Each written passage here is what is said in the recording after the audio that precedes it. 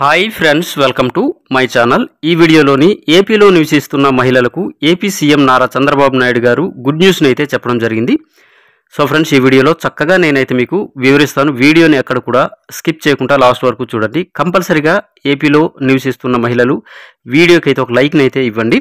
So friends, late చేయకుండా వీడియోని అయితే స్టార్ట్ చేద్దాం. ఇచ్చిన మాట ప్రకారం రాష్ట్ర మహిళలకు ఉచితంగా గ్యాస్ ఇవ్వబోతున్నామనేసి సీఎం నారా చంద్రబాబు నాయుడు గారు అయితే ప్రకటించడం జరిగింది. శుక్రవారం బిఆర్ అంబేద్కర్ కోనసీమ జిల్లా కొత్తపేట మండలం వానపల్లిలోని నిర్వహించిన గ్రామ సభ మీటింగులోని సీఎం చంద్రబాబు నాయుడు గారు అయితే పాల్గొన్నారు.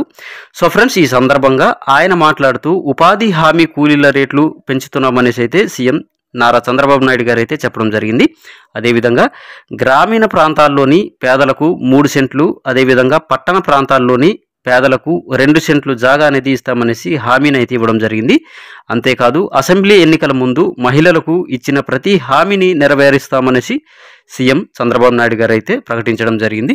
ముఖ్యంగా ఏపీలోని మహిళలకు అతి త్వరలోనే ఉచితంగా గ్యాసులు అనేది పంపిణీ చేస్తామనేసి అయితే చెప్తూ ఉన్నారు. అదేవిధంగా డిఎస్సి పోస్టులకు సంబంధించి 16,343 డిఎస్సి ఉద్యోగాలు ఇస్తున్నట్లయితే తెలపడం జరిగింది. ఈ గ్రామ సభ మీటింగ్లోని రాష్ట్రంలోని 10 లక్షల కోట్ల అప్పులతోటి పాలన ప్రారంభించినట్లు చెప్తూ ఉన్నారు. ప్రస్తుతం కేంద్రంలోని మనం కీలకంగా ఉన్నామని, అందుకే రాష్ట్రానికి నిధులు తెచ్చేందుకు తీవ్రంగా కృషి చేస్తున్నట్లు తెలిపారు. సో ఫ్రెండ్స్, వాలంటీర్స్ లేకుండా తొలి రోజులోనే 99% పింఛన్లు అనేది ఇచ్చి రికార్డ్ అనేది సృష్టించామనేసి ఏపీ సీఎం నారా చంద్రబాబు నాయుడు గారు అయితే చెప్పడం జరుగుతుంది. సో ఫ్రెండ్స్, రాష్ట్రంలోని ఉచితంగా ఇసుక విధానం అనేది తెచ్చాం అనేసి అయితే కూడా చెప్పడం జరుగుతుంది.